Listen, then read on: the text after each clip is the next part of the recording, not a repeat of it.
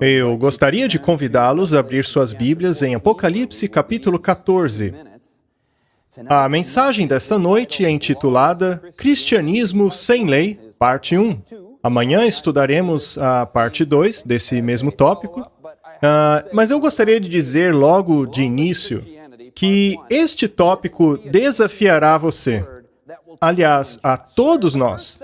Aprendemos que a Bíblia é a palavra de Deus e que ela diz que Jesus irá voltar para nos dar a imortalidade. Aprendemos que o caráter de Deus é amor, que Jesus veio para se sacrificar por nós a fim de nos dar essa imortalidade. Vimos que ninguém queimará para sempre, mas que pecadores e Satanás terão um fim, e esse planeta será finalmente renovado para sempre. Portanto, é fácil, ao compreendermos o amor de Jesus, aceitá-lo como Salvador e entregar a nossa vida a Ele. Muitos acabam aceitando Jesus como Salvador e Senhor, mas acabam esquecendo a parte do Senhor. Se Ele é o Senhor, se Ele é o Rei, isso quer dizer que Ele tem uma lei. A obediência requer um nível mais profundo de comprometimento e humildade. A humildade de irmos a Jesus, dispostos a submeter-nos a qualquer coisa que Ele revele na Bíblia. Eu gostaria de iniciar com um pensamento a respeito da lei de Deus. Está lá em Salmos 1:19. É um belíssimo salmo, vocês deveriam ler. É dito naquele salmo que aqueles que amam a lei de Deus terão grande paz. Grande paz tem aqueles que amam a tua lei. Mas isso pode ir contra o que a nossa sociedade pós-moderna diz. Segundo ela, nós encontramos a paz ao extravasarmos nossas preferências, gostos e desejos. Só que não. Deus diz que você encontrará paz quando aprender a amar a lei dele. Bem, nós sabemos que vivemos num mundo degenerado, não é? Eu não gastarei precioso tempo aqui te relembrando o quão ruim esse mundo pode ser. Ainda assim, veja o que 2 Timóteo, capítulo 3, diz. Nos últimos dias sobrevirão tempos terríveis. Os homens serão egoístas, avarentos, presunçosos, arrogantes, blasfemos, desobedientes aos pais, ingratos, ímpios, sem amor pela família, irreconciliáveis, caluniadores, sem domínio próprio, cruéis, inimigos do bem, traidores, precipitados, soberbos, mais amantes dos prazeres do que amigos de Deus. Parece que ele nos descreveu, não? Da mesma maneira, em Mateus capítulo 24, verso 37, Jesus diz que a geração dos últimos dias seria tal qual a geração dos tempos de Noé, quando os pensamentos do homem eram continuamente maus. Lucas 17:28 diz, nos últimos dias serão como nos dias de Ló. Sodoma e Gomorra, lembram? A cidade que queria abusar dos anjos de Deus. Ezequiel 16 diz que aquelas cidades não tinham compaixão dos pobres. Eles tinham tudo em abundância, eram ociosos. Será que isso descreve a nossa geração? E o que dizer sobre a imoralidade daquelas cidades? Bem, podemos resumir a imoralidade da nossa geração com um verso de Mateus. Porque a falta de lei abundará, o amor de muitos se esfriará. Veja a relação entre a falta de lei e o amor se esfriando. Essas duas são unha e carne. A falta de lei e a falta de amor não podem se separar, elas sempre estão juntas. Ora, mas isso não é o contrário do que é pregado hoje em dia? Os cristãos não querem lei, eles querem amor. Mas não foi o próprio Jesus que disse que a lei é a expressão do amor? Quais são os 2 maiores mandamentos? Ame a Deus, ame ao seu próximo. A lei se baseia no amor. A lei e o amor não estão em contradição, mas em harmonia. É por isso que quando o amor de muitos se esfriar nos últimos dias, a falta de lei também abundará. Ao pensarmos sobre esse assunto no contexto da profecia dos últimos dias, podemos pensar, bem, a falta de lei do mundo não é coisa nova. Ela sempre esteve aí. O lema, seja feita a minha vontade, é o credo de uma geração perdida. Mas o tema de hoje se chama Cristianismo sem Lei. A nossa série trata de 7 mitos mortais dentro do cristianismo. Será que o cristianismo flerta com a falta da lei? Bem, os cristãos costumavam a honrar e valorizar os 10 mandamentos, a lei de Deus. Alguns cristãos do passado chegaram até mesmo a erigirem monumentos dos 10 mandamentos. Mas você se surpreenderá em saber quantos ensinamentos cristãos hoje em dia, supostamente cristãos, desvalorizam o fundamento da lei moral de Deus. Dentre todos os mitos, esse é provavelmente o mais potente e destruidor de todos. Hoje teremos um estudo básico, baseado no Novo Testamento sobre a lei moral de Deus. Entenderemos todo o quadro, desde o Éden até a eternidade, sobre qual é o papel da lei de Deus nos últimos dias. Mas antes, temos que repetir o Evangelho, pois o Evangelho é o fundamento da fé cristã. Ele é tudo para nós. E qual é o ensinamento básico do Evangelho? É que todos nós pecamos e estamos destituídos da glória de Deus. Somos todos ovelhas desgarradas. Cada um saiu para o seu próprio caminho. Mas o Senhor tomou sobre si a iniquidade de nós todos. O salário do pecado é morte, mas o dom gratuito de Deus é a vida eterna em nosso Senhor Jesus Cristo. Se confessarmos os nossos pecados, Ele é fiel e justo para perdoar-nos dos nossos pecados. Bem, isso resume o sacrifício de Jesus por nós na cruz. E mais adiante veremos o que Ele está fazendo agora lá no céu. Mas esse conceito do Evangelho de Jesus Cristo, de que Ele veio para cá morrer em nosso lugar, precisa incluir nele o conceito do pecado. Somos todos pecadores e precisamos de um Salvador. Eu sei que parece básico, mas você já se perguntou qual é a definição de pecado? Sob o ponto de vista de um cristão do Novo Testamento, o pecado é a transgressão da lei. Este é um verso que todos nós deveríamos decorar. Ele é fundamental para a nossa compreensão do Evangelho e também da lei de Deus. Então, o que é pecado? É quebrar a lei de Deus. Transgredir, violar a lei de Deus. E Paulo diz em Romanos 3 que a lei define o que é pecado. O conhecimento do pecado vem através da lei.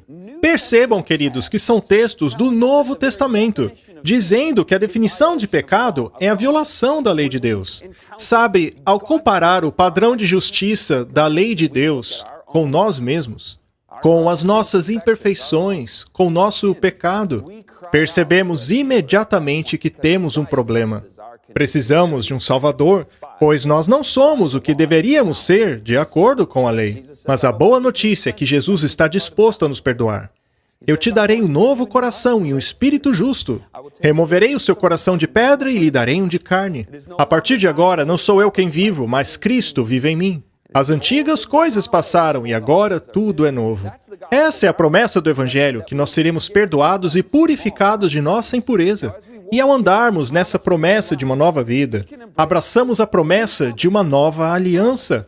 O Salmo 40 diz: Eu tenho prazer em fazer a tua vontade, Senhor, e guardo a tua lei em meu coração. Mas como Davi chegou a esse ponto de ter prazer em fazer a vontade de Deus?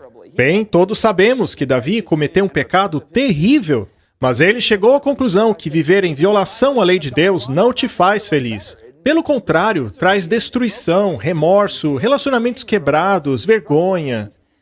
Mas quando Davi teve a lei de Deus escrita em seu coração, ele passou a ter prazer em fazer a vontade de Deus. Mas como funciona a promessa dessa nova aliança? Vocês já leram Hebreus 8?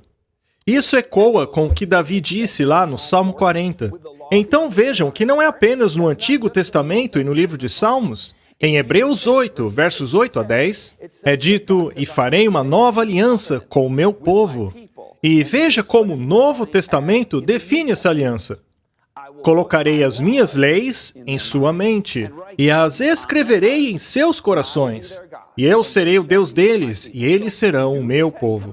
Então, será que os 10 mandamentos são descartados no Novo Testamento? Olha, você vai se surpreender. Especialmente conforme avançamos no estudo, e veremos por que alguns querem se livrar dos 10 mandamentos.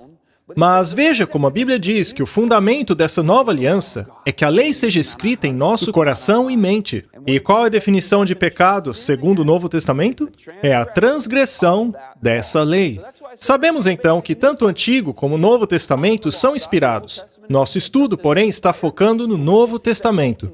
Logo, os cristãos de hoje não deveriam ter problema com ele. Afinal, o amor de Deus é que guardemos os seus mandamentos. É o que João diz, e os seus mandamentos não são pesados. O próprio Jesus disse, meu fardo é leve, o meu jugo é suave. Venham a mim, vocês que estão sobrecarregados, e eu lhes darei descanso. Então, a lei não é um peso. Deveríamos almejar a moralidade de Deus dos 10 mandamentos. Afinal, segundo João, guardar os mandamentos é demonstrar amor a Ele. O próprio Jesus, em João 14, disse, se me amais, guardais os meus mandamentos. Portanto, queridos, a obediência a Deus passou de ser uma mera obrigação para uma inevitabilidade. Se eu amo a Deus, eu quero agradá-lo. A lei de Deus não é um peso. Pelo contrário, é algo agradável. Fazer a vontade de Deus dá paz. A sua lei está em meu coração. Mas para aqueles que são orgulhosos e dizem, eu não quero fazer do jeito de Deus, eu quero fazer do meu jeito. Bem, João tem um conselho forte para eles. Aquele que diz que conhece a Deus, mas não guarda os seus mandamentos, é um mentiroso. A verdade não está nele. Esse é um remédio amargo que às vezes precisamos beber. Não se pode rejeitar a Bíblia dizendo, eu não preciso da autoridade de Deus. Mas Ele é a nossa autoridade porque Ele é o nosso Pai. É o nosso Pai Celeste. Então, eu não posso dizer, eu conheço Jesus, mas ao mesmo tempo não guardo os seus mandamentos. Afinal, Ele é o nosso Salvador e Senhor. Agora vamos para o livro de Apocalipse. Antes de abrirmos no capítulo 14, vamos para o 11, verso 19. Mas por que eu quero mostrar a vocês esse verso? Os capítulos 12, 13 e 14 são o verdadeiro coração do livro de Apocalipse. Os eventos mais dramáticos estão nesses capítulos. E não se preocupe, pois nós vamos falar sobre eles. Mas o verso que dá um pontapé em toda a história desses capítulos é o último verso do capítulo 11. E é dito nele que João viu, no céu, lá no templo de Deus, a Arca da Aliança. Então, o que é que foi visto lá no templo de Deus? A Arca da Aliança. E houve relâmpagos, vozes, trovões, um terremoto e um grande temporal de granizo. Mas o que tem dentro da arca? Os 10 mandamentos de Deus.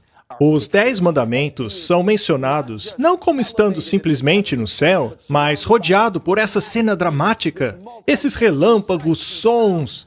E esse é o verso que nos leva ao conflito dos eventos finais. Nós já vamos falar sobre isso. Então, será que os 10 mandamentos ainda são válidos? Com certeza, ele está lá no céu. Foi mencionado por João no Novo Testamento. Nós já vimos há 3 estudos atrás, na mensagem número 2, nós vimos que o anticristo, de acordo com 2 Tessalonicenses 2, é mencionado por 3 vezes como sendo contra a lei de Deus. O sem lei, o sem lei, o sem lei. O fato disso ter sido mencionado 3 vezes enfatiza que o anticristo é contra a lei de Deus. Daniel 7 diz que o anticristo tentaria mudar a lei de Deus. Mas também vimos que em Apocalipse 12, 14 e 22, o povo de Deus do tempo final guardará os mandamentos de Deus. Mandamentos, mandamentos. Veja como isso se repete. Você consegue ver agora que esse conflito entre Cristo e Satanás, essa guerra entre o bem e o mal, no fim das contas, é uma questão de autoridade. É sobre quem tem o direito de ser adorado e obedecido. O último conflito girará em torno dos mandamentos, mandamentos, mandamentos. Apocalipse 12, 17, Apocalipse 14, 12 e Apocalipse 22, 14. Eu sei que estou indo rápido, eu espero que você esteja anotando. Caso tenha perdido algo, mande um e-mail para mim. Aí eu mandarei os textos para você, porque eu sei que estou indo muito rápido aqui, ok? Mas eu me lembro que, na época da faculdade, eu fui confrontado com essa ideia que vieram de cristãos que acreditavam na Bíblia, mas que diziam que a lei de Deus havia sido abolida. Quando eu ouvi isso pela primeira vez, eu estranhei. Não pode estar certo, como assim? Eu estava tentando obedecer à lei de Deus pelo poder da graça que Ele provê, porque eu o amo. Mas eu descobri que chamam isso de legalismo. Como assim, disse eu? Eu sei que fui salvo pela graça, não pelas obras. Mas eu amo Deus, eu quero obedecê-lo. Por que vocês chamam isso de legalismo? Eu não entendi aquilo. Esses cristãos diziam coisas como, agora a lei foi abolida. e pela fé.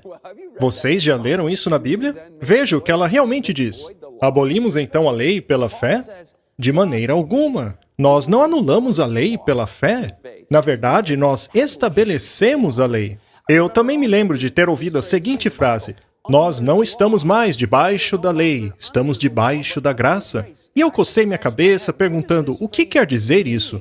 Pois, com certeza, ela não quer dizer que eu posso me rebelar contra Deus. Afinal, esse cristianismo não faria sentido. Você recebeu a graça e agora pode ser um rebelde. Não faz sentido, não é? Principalmente após termos lido todos aqueles versos sobre a importância dos mandamentos de Deus. Se dissermos que o conhecemos e não guardamos os seus mandamentos, somos mentirosos. A Bíblia é clara sobre isso, então como entender essa frase? Ok, chegou a hora de sermos um pouquinho vulneráveis aqui, ok? Vou pedir para vocês levantarem as mãos. Quantos de vocês aqui já se pegaram dirigindo um pouco acima do limite de velocidade? Alguém aqui? Ah, muito bem. Ainda bem, eu já estava ficando preocupado. E quantos de vocês já foram parados pela polícia?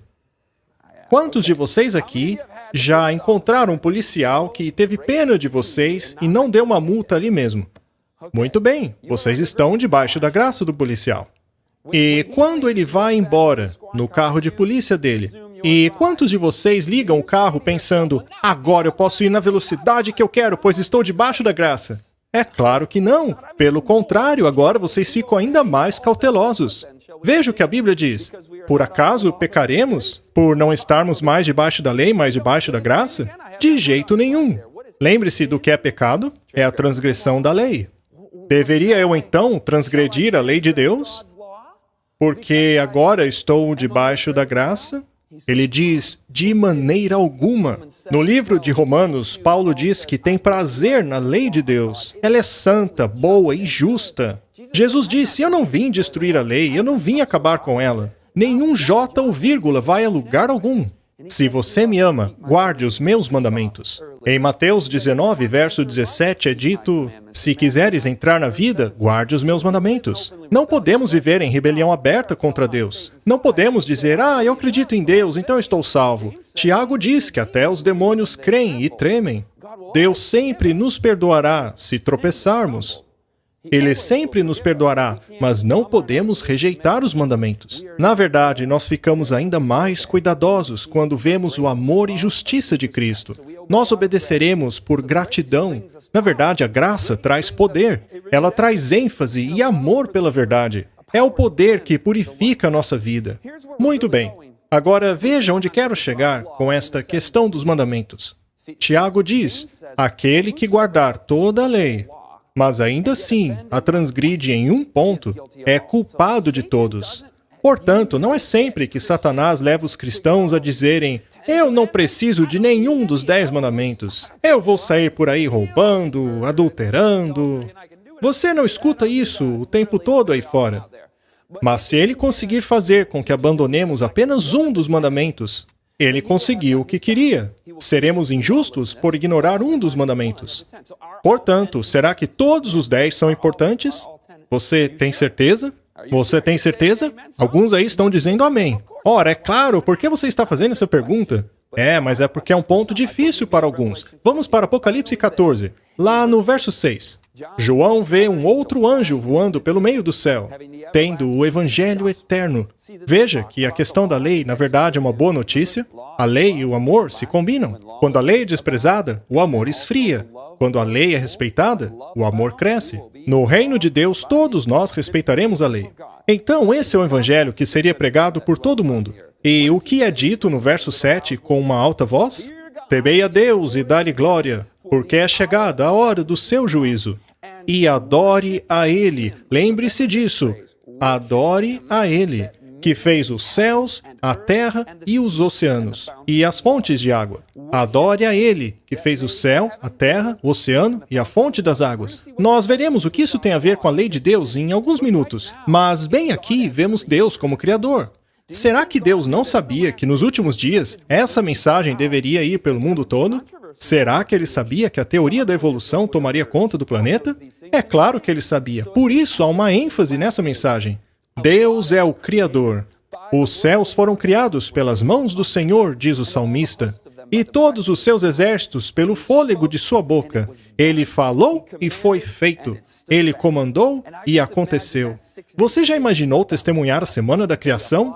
Deus falou e pum! Apareceu? Quanto poder tem Deus? Ao ler esse texto, você não quer simplesmente adorar aquele que fez a terra, os céus, o mar e a fonte das águas? E é isso que clama o anjo nos últimos dias: adorem a ele que fez o céu, a terra, o mar e a fonte das águas. Sabe, quando eu contemplo a vastidão do universo, a complexidade do DNA, eu adoro aquele que fez o céu, a terra, o mar e a fonte das águas. Sempre que eu vejo um belo pôr do sol, ou uma cachoeira, ou simplesmente a minha bebê respirando, eu admiro o Criador. E eu quero adorar aquele que fez a terra, o céu, o mar e a fonte das águas. Talvez você simplesmente contemple os animais. A mamãe pato com os seus patinhos. A beleza da criação nos faz querer adorar aquele que criou a terra, o céu, o mar e a fonte das águas. E algumas pessoas dizem, ok, eu estava lá no primeiro episódio e vi como que as profecias validam o livro de Daniel. Podemos verificar na história os eventos que foram previstos pelo livro de Daniel. E assim pudemos ter certeza da validade do livro de Daniel. Vimos as evidências textuais que falam a respeito da ressurreição no Novo Testamento. Mas as pessoas ainda dizem, por favor, essas fábulas do livro de Moisés, a abertura do Mar Vermelho, criação em 6 dias literais, isso é impossível, dizem os céticos. Para mim, o darwinismo faz muito mais sentido, apesar dos gigantescos problemas da teoria da evolução. Mas, enfim, a ideia por aí é que essas histórias foram repetidas tantas e tantas e tantas vezes, ao longo de inúmeras gerações, desde Adão até Moisés, que finalmente escreveu o livro de Gênesis. Ora, tudo isso não passa de mitos e lendas. Posso te mostrar algo bastante interessante? Veja o quanto essas pessoas viveram de acordo com a Bíblia. Temos a descendência de Adão até Matusalém, 967 anos. Agora olhe para as flechas azuis. Adão ainda estava vivo na época de Matusalém. Ele poderia contar a história a ele, que por sua vez poderia ter contado a história a Sem, que por sua vez poderia ter contado a história a Abraão. Portanto, em apenas 3 relatos já chegamos aos patriarcas. E a partir daí temos apenas 400 anos até a escravidão do Egito, quando Gênesis foi escrito. Os céticos com certeza não contam esse detalhe para você. E se você entende de culturas antigas e culturas orais, ou seja, de culturas em que as histórias eram passadas de forma oral, a transmissão oral é meticulosamente precisa. Eu sei que isso é uma surpresa para nós que temos a cultura do livro. Como isso é possível? Você sabia que uma criança judia de 12 anos tinha toda a Torá, os 5 livros, memorizados? A memória é algo incrível. Até hoje se pode ir a lugares em que a literatura ainda não chegou e ver que um sermão que você pregou hoje será lembrado há anos a partir dali.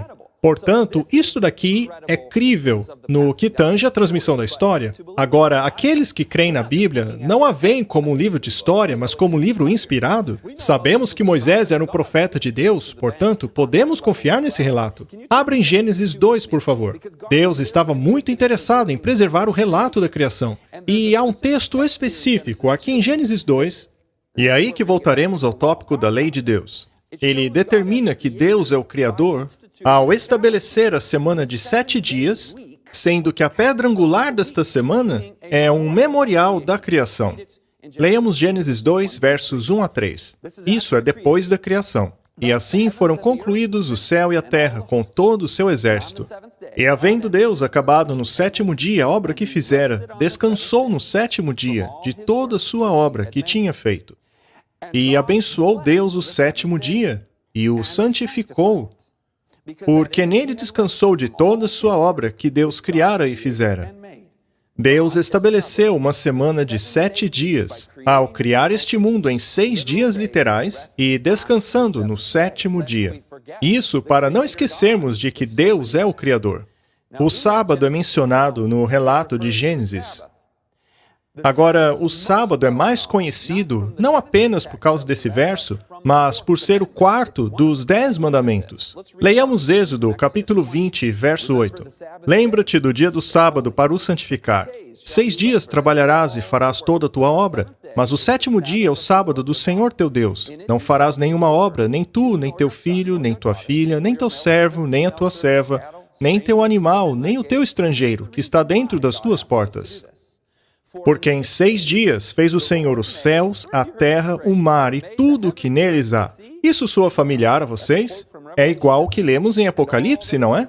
E ao sétimo dia descansou. Portanto, abençoou o Senhor o dia do sábado e o santificou. Então, o apóstolo João, no capítulo 14, verso 7, fez uma referência ao quarto mandamento, que fez os céus, a terra e o mar. Certa vez ouvi um pastor dizer que esta é a citação mais longa do Antigo Testamento no livro de Apocalipse. Este é um alerta bem enfático para aqueles que vivem nos últimos dias. Deus é o Criador, o adorem. Isso é uma menção ao quarto mandamento. E por que isso é tão importante? Bem, Gênesis 2, assim como o Êxodo 20, descrevem 3 aspectos sobre o sétimo dia. Deus descansou nele, o abençoou e o santificou. Ele criou um memorial da criação, para que adorássemos aquele que fez o céu, a terra e o mar. E por que guardar esse dia? Porque Deus criou o mundo em 6 dias, descansou no sétimo e o santificou.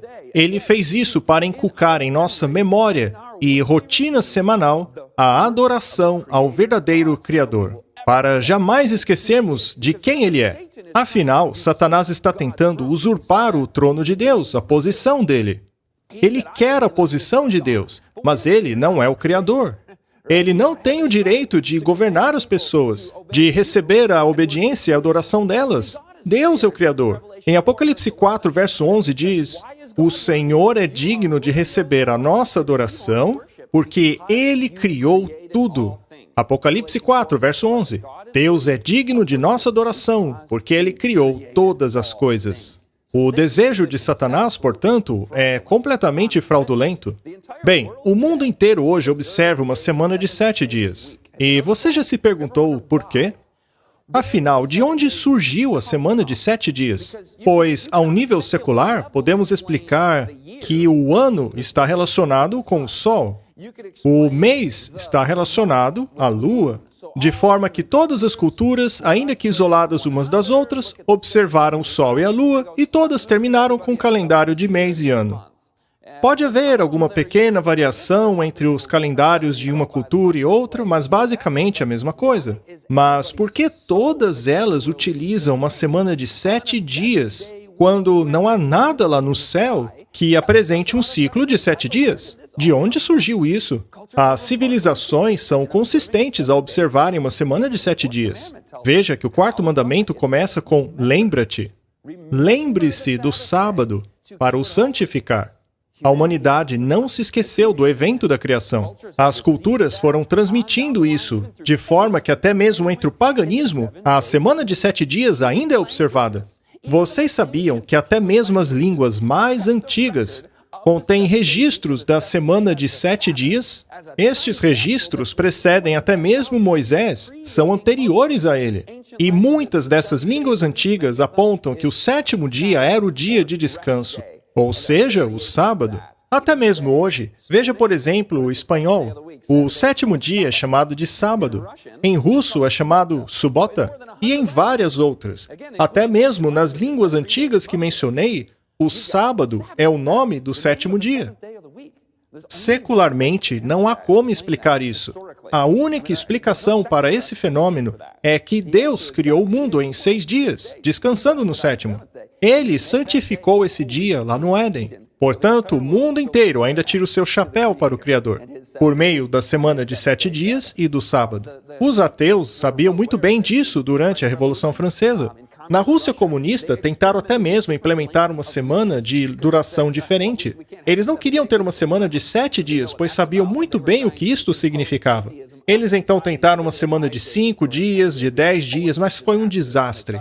Mas enfim, eles tentaram isso para eliminar a relevância e realidade da semana de 7 dias. Veja, eu cresci Eu cresci considerando a semana de 7 dias e a observância do sábado como uma coisa dos judeus. Alguém aqui fazia o mesmo? Eu pensava, bom, isso é coisa dos judeus, eles são famosos por fazerem isso.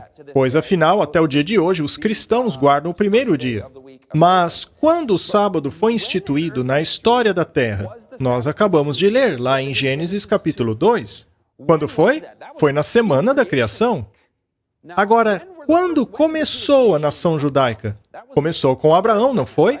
2000 anos depois da criação. Portanto, o sábado foi instituído na Terra quando não havia nenhum judeu ainda. O próprio Jesus deixou isso bastante claro. Lembra do que ele disse? Ele não disse que o sábado foi feito para os judeus, mas que foi feito para o homem, para toda a humanidade. Afinal, Adão e Eva são os pais de toda ela. Você já percebeu como isso é algo bonito? Talvez você não tenha conexão nenhuma com o judaísmo. Talvez você nunca tenha guardado o sábado. Mas está escrito lá, em Marcos, capítulo 2, verso 27, Jesus dizendo que fez o sábado para você, para toda a humanidade. E isso é uma grande bênção, é algo maravilhoso, pois quando Deus deu os 10 mandamentos, não foi para colocar um estorvo sobre nós. Pelo contrário, foi para nos mostrar a melhor maneira de viver. E esses mandamentos foram escritos em pedra para mostrar que esses mandamentos não são apenas para um povo que viveu num período específico da história. Não matarás, não roubarás. E isso não foi escrito apenas para os judeus. Esses mandamentos existem desde antes do Sinai e perduram até os dias de hoje, principalmente nos últimos dias. Esses mandamentos são para todos os povos de todos os lugares e todas as épocas. Foram escritos em pedra. Vemos lá em Gênesis que até mesmo Abraão seguia esses mandamentos. Isso é muito anterior a Êxodo capítulo 20. Porque Abraão me obedeceu e guardou os meus preceitos, meus mandamentos, meus decretos e minhas leis. Às vezes achamos que os mandamentos são coisas dos judeus, algo que foi dado só lá no Monte Sinai. Mas não, esses mandamentos são muito anteriores. Até mesmo Abraão os guardava. Em Êxodo 16, 4 capítulos antes de Êxodo 20, vemos que o sábado já estava sendo guardado. Você se lembra da história do maná? Deus disse ao povo para coletar o dobro de quantidade na sexta, pois não queria vê-los colhendo maná durante o sábado. Lembre-se, os mandamentos ainda não haviam sido dados, mas isso mostra que eles já conheciam o sábado. Porque ele foi dado no Éden, não era uma instituição nova. Já há 4 capítulos antes, Deus os repreendeu por não guardarem o sábado. Em Êxodo 16, verso 28, o Senhor diz: "Até quando recusarão guardar os meus mandamentos e as minhas leis?" Afinal, foi errado Caim matar Abel? É claro que foi. Matar já era errado muito antes dos mandamentos terem sido escritos em pedra. A idolatria já era errada antes disso. Colher maná no sábado já era errado antes dos mandamentos terem sido dados. Agora vamos para o Novo Testamento. Veja que o próprio Jesus diz que ele guarda os mandamentos do Pai. Ora, e é claro que guarda, afinal, Jesus nunca pecou. Não faria sentido se ele não guardasse. A Bíblia diz que Jesus era o Cordeiro sem culpa. Jesus, portanto, guardava os mandamentos de seu Pai, e o Novo Testamento define pecado como quebrar a lei de Deus. Portanto, o sábado não é mandamento apenas na antiguidade, mas até os dias de hoje. Jesus é o Senhor do sábado. Então, se há alguém que poderia dizer, eu não vou mais guardar esse negócio de sábado, é Jesus. Mas ele não fez isso. Lucas 4,16 diz: "Ele foi a Nazaré, onde havia sido criado, e no dia do sábado entrou na sinagoga, como era o seu costume." É importante adorarmos no sábado. Isto é um mandamento de Deus. Adorar aquele que criou o céu, a terra e o mar, no dia que ele designou para tal. Agora, algumas pessoas se perguntam, será que o sábado de hoje é o mesmo sábado que foi instituído lá no Éden? Será que não houve alguma bagunça nos calendários? Algumas pessoas dizem que houve modificações ao longo da história. Então, será que a semana de 7 dias chegou a ser alterada? De maneira que o dia que hoje conhecemos como o 7º dia não é o mesmo daquela época? Muito bem, o Observatório da Marinha Americana se fez essa mesma pergunta. Ela então passou a consultar diversos especialistas em cronologia. E o resultado de sua pesquisa foi este documento oficial. Segundo a Marinha, nenhum dos especialistas consultados tinha a menor dúvida a respeito da continuidade do ciclo semanal desde longas eras antes do cristianismo. Sabemos, portanto, que o sábado que Jesus guardava é o mesmo de hoje. O sábado também não foi alterado antes de Jesus, do contrário, ele mesmo teria feito o ajuste. E se você quiser ter certeza se o ciclo semanal não foi misturado ou bagunçado, pergunte aos judeus. Eles são extremamente meticulosos em relação à guarda do sábado. Seria impossível que esse dia houvesse se perdido ao longo da história e nenhum judeu ter percebido. Agora vamos para Lucas, capítulo 23. Vamos nos certificar de que estamos guardando o dia correto. Vamos ler o finzinho do capítulo 23 e o início do capítulo 24. O contexto aqui é a crucificação de Jesus. E falando nisso, qual foi o dia em que Jesus foi crucificado? Foi na sexta-feira, também conhecida como Sexta-feira Santa. Foi o dia em que Jesus pagou pelos nossos pecados, os pecados de toda a humanidade. Vamos começar verso 52. Aqui temos José de Arimateia, no dia da morte de Jesus, se dirigindo a Pilatos. Ele pediu o corpo de Jesus. E então desceu e envolveu num lençol de linho e o colocou no sepulcro cavado na rocha, no qual ninguém ainda fora colocado. E que dia era esse? O dia da preparação. O dia da preparação. Podemos chamar de Sexta-feira ou Sexta-feira Santa, mas a Bíblia chama esse dia de preparação. Veja, não é pecado chamar esse dia de sexta, mas, biblicamente falando, por que ele era chamado de dia de preparação? Preparação para quê? Vamos continuar. Aquele dia era o dia de preparação e estava a começar o sábado.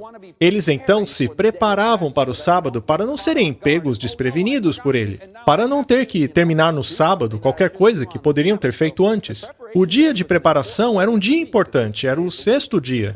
O sábado estava quase chegando. E, aliás, era pôr do sol. Nós falaremos sobre isso depois, mas vamos continuar por enquanto. Então as mulheres que haviam acompanhado Jesus desde a Galiléia seguiram José e viram o sepulcro e como o corpo de Jesus fora colocado. Em seguida foram para casa e prepararam perfumes e especiarias. Então ainda é o dia de preparação, elas estavam preparando esses perfumes. E então, no próximo verso, o dia muda.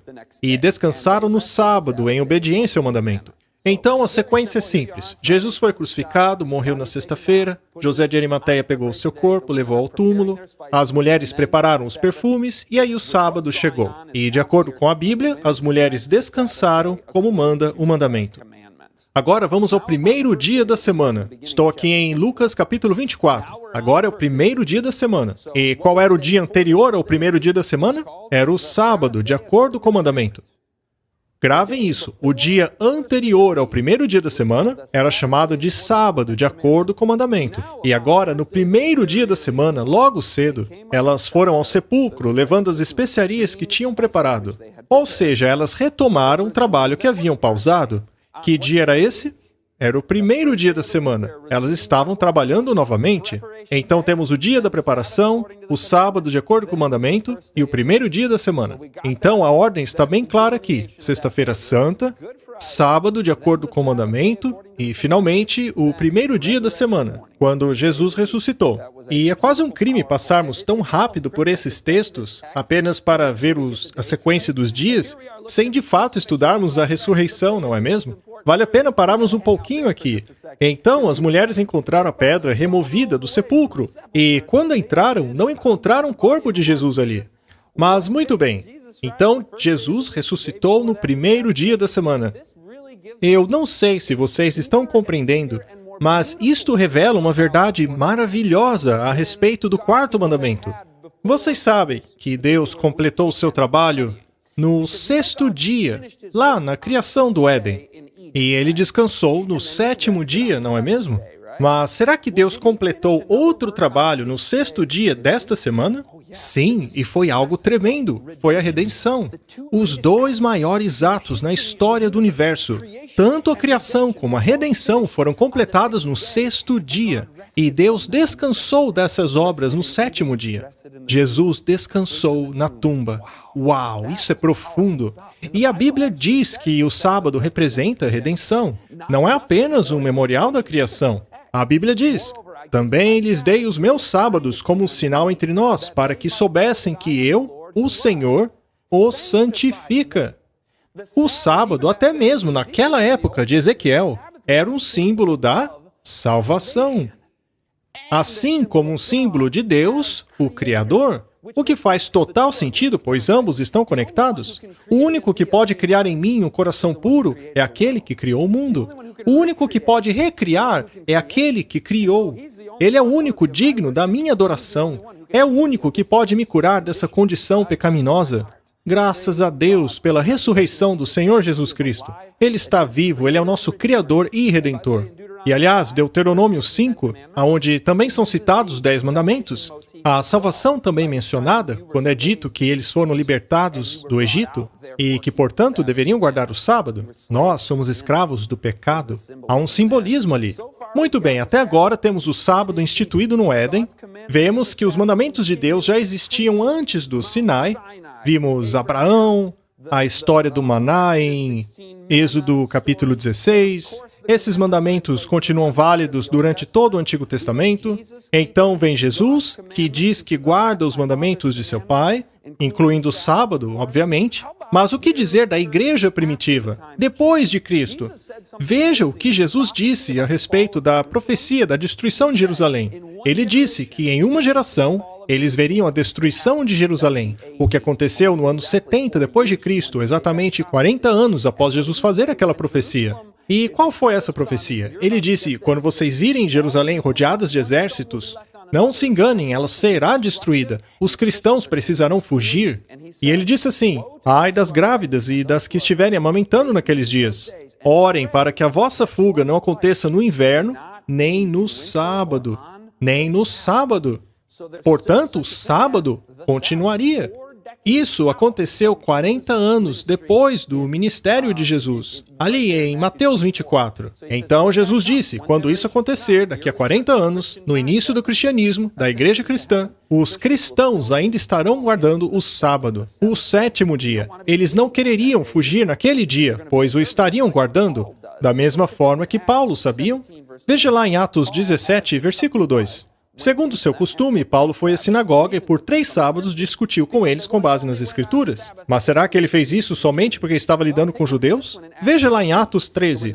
E saindo os judeus da sinagoga, os gentios rogaram que no sábado seguinte lhes fossem ditas as mesmas coisas. E no sábado seguinte, quase toda a cidade se reuniu para ouvir a palavra do Senhor. Ora, ele estava testemunhando apenas para os judeus? Claro que não. Quase toda a cidade de Antioquia, dos gentios, foram atrás de Paulo para vê-lo pregar no sábado. Eles disseram, nós queremos ouvir essas palavras no próximo sábado. Paulo não disse, veja, a gente pode fazer isso qualquer outro dia, porque não guardamos mais o sábado. Ou melhor ainda, volte amanhã no domingo, porque afinal é um novo sábado. Ele não disse isso. O 7º dia é o sábado. Tudo bem, mas e no caso de não haver nenhuma sinagoga? Veja o que diz Atos 16. No sábado, saímos da cidade e fomos para a beira do rio, onde esperávamos encontrar um lugar de oração. Sentamos e começamos a conversar com as mulheres que haviam se reunido ali. Então, eles ainda se reuniam para adorar, mesmo sem a presença de uma sinagoga. Mas você pode dizer, tá bom, Scott, a lei de Deus não foi abolida, tá? Eu vejo o sábado percorrendo toda a história e é enfatizado nos últimos dias, ali em Apocalipse 14, que precede a segunda vinda de Cristo. Tá, então se a lei de Deus ainda está em vigor, eu ainda preciso levar um cordeiro para o sacerdote? Cada vez que eu pecar, eu ainda preciso pegar um cordeirinho e levar para o templo? Nem sequer existe templo. Será que eu preciso ir para Jerusalém para participar das festas dos tabernáculos? Será que eu preciso guardar os sábados, os feriados dessas festividades? Deveríamos nós guardar estes sábados também? Veja, existe uma distinção muito clara na palavra de Deus entre os 10 mandamentos e as leis cerimoniais encontradas no livro de Moisés. Os 10 mandamentos foram escritos pelo dedo de Deus. Já as leis cerimoniais foram escritas por Moisés. Os 10 mandamentos foram escritos em tábuas de pedra, para mostrar que são duradouras. Já as leis cerimoniais foram escritas em pergaminhos.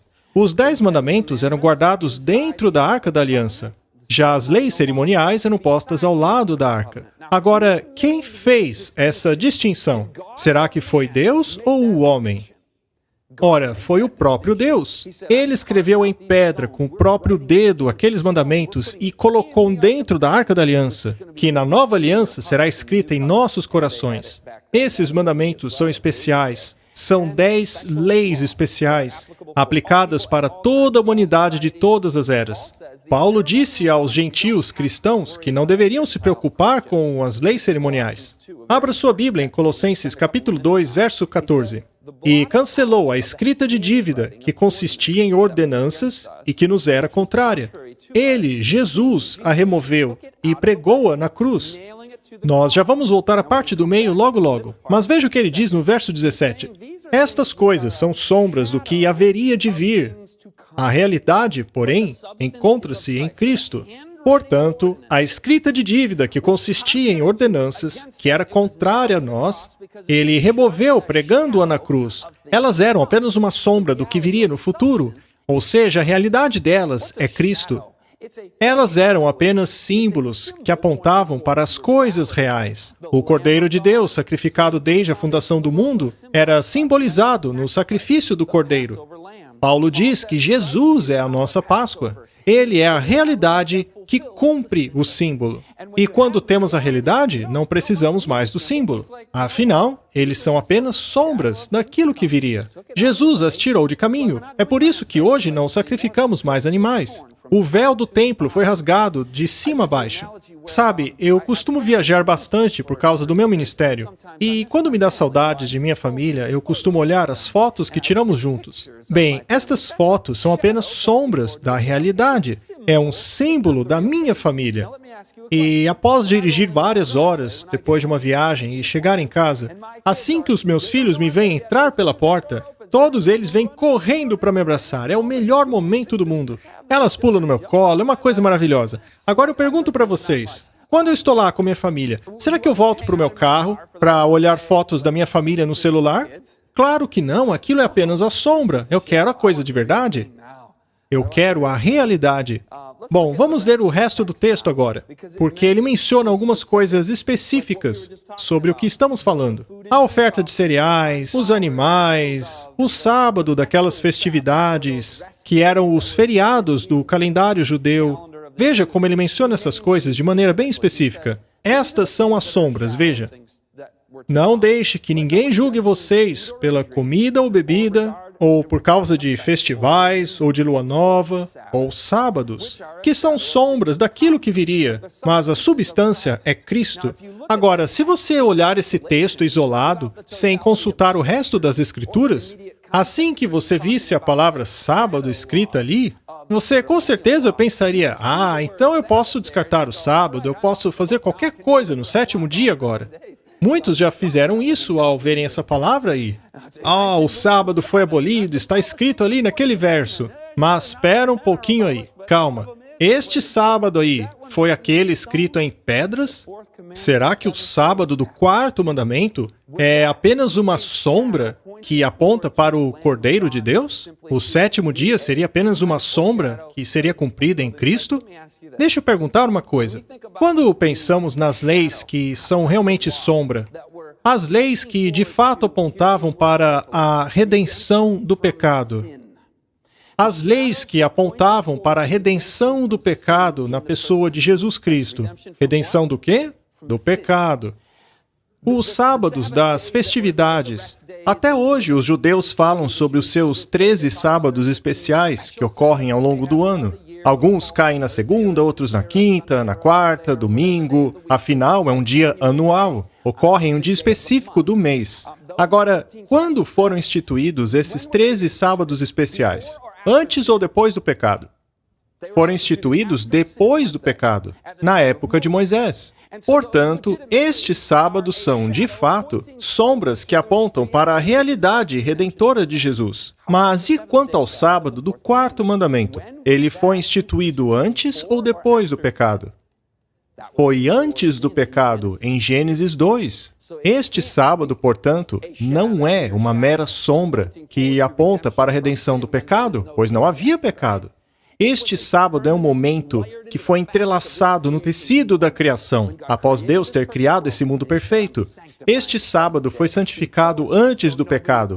Portanto, ninguém pode afirmar que o sábado não vigora mais. Aliás, assim como o casamento, será que o casamento também é apenas uma sombra? Se isso for verdade, então o sétimo mandamento já era. Podemos ser promíscuos para o resto da vida? Agora posso viver livremente. Só que isso não é liberdade, isso é escravidão ao pecado. O casamento não foi uma mera sombra, de forma que hoje não é mais válido. O casamento, ou seja, o sétimo mandamento, é tão parte da criação de Deus quanto o sábado do quarto mandamento. Afinal, os dois foram instituídos no Éden. Portanto, sabemos que o sábado do quarto mandamento não está incluso nesse texto que fala das ordenanças, já que ele foi escrito pelo dedo de Deus em tábuas de pedra. Ele está falando sobre leis cerimoniais aqui, e não sobre o código moral dos 10 mandamentos. E outra coisa, o sábado do sétimo dia nunca foi contrário a nós. Ele não é um peso, não é um fardo. Devemos chamar o sábado de um deleite. As pessoas normalmente veem o sábado de uma maneira negativa, dizem, não posso fazer nada nesse dia. Se esta for a nossa atitude, precisamos repensar as coisas, precisamos reestudar o caráter de Deus. Afinal, tudo o que Ele me manda fazer não é para o meu bem? A Bíblia diz que Ele estende a sua mão e satisfaz as necessidades de toda criatura vivente. Nos Salmos diz que Ele não reterá nada de bom de nós. Provai e vede que o Senhor é bom. Eu aconselho você a tentar todos os 10 mandamentos. Observe os 10 mandamentos e você encontrará a bênção. Afinal, Ele abençoou o sétimo dia, Ele santificou. Paulo, de fato, era contrário à ideia de que os cristãos do Novo Testamento deveriam seguir certas leis cerimoniais. Agora que o véu havia sido rasgado de cima a baixo, não havia mais necessidade de sacrificar cordeiros, por exemplo. Os cristãos não tinham que ficar visitando Jerusalém anualmente. Não precisamos ficar olhando para fotografias. Agora podemos olhar para Jesus, o verdadeiro Cordeiro de Deus. Havia também a questão da circuncisão para os gentios. Não havia necessidade de exigir que homens adultos, que escolheram Jesus Cristo, que passassem por esse procedimento. Isso não era mais necessário. E você sabe que isso causava uma grande polêmica entre os judeus cristãos. Paulo utilizou palavras pesadas contra aqueles que exigiam essas coisas. Ele os chamava de mutiladores da carne. Isso causou uma controvérsia gigantesca. Agora pare para pensar. Preste atenção. Se a circuncisão causou uma polêmica tão grande, imagine o quão furiosos eles ficariam se Paulo passasse a dizer que agora o sábado do sétimo dia não precisava mais ser observado. Se ele dissesse que o quarto mandamento poderia ser simplesmente apagado, teria sido um caos. Acontece que não lemos nada sobre isso no Novo Testamento. Essa polêmica não existiu porque o sábado não foi abolido. E eu louvo a Deus por não ter sido abolido. Pois, quando vamos a Jesus, confiando nele, e ao vermos em Isaías 66, que no novo céu e na nova terra, o sábado ainda será guardado. Está lá em Isaías 66, verso 23. É assim que adoraremos Deus, no novo céu e na nova terra. Ele nunca removeu essa bênção de nós. Essa válvula de escape semanal que nos permite conectarmos uns aos outros e a Deus. Ela serve para o nosso relacionamento com Deus e uns com os outros. E eu preciso que Deus exija o sábado de mim, do contrário, eu não vou parar nunca. Sabe, aquele anjo traz a mensagem do Evangelho. Ele traz boas notícias. Lembre-se e adore aquele que fez os céus, a terra e a fonte das águas. Há caminhos que ao homem parecem bons. Eu não preciso do sábado, é só um dia. Nós vamos falar sobre isso amanhã. Mas o final desses caminhos são caminhos de morte. Há caminhos que parecem bons para os homens, mas acabam conduzindo à morte. Faça o que quiser, escolha o seu próprio dia. Deus, porém, diz, eu tenho uma lei. Se você obedecer e se você se deleitar nela, você terá paz. Enquanto oramos, aceite a autoridade de Deus. Diga, sim, Senhor, eu obedecerei. Querido Jesus, nós te amamos. Nós aceitamos guardar o seu santo sábado. Seus mandamentos não são pesados. Queremos que esse dia seja um deleite para nós, porque caminhamos contigo nele. Muito obrigado, Senhor, por nos amar tanto. Em nome de Jesus. Amém.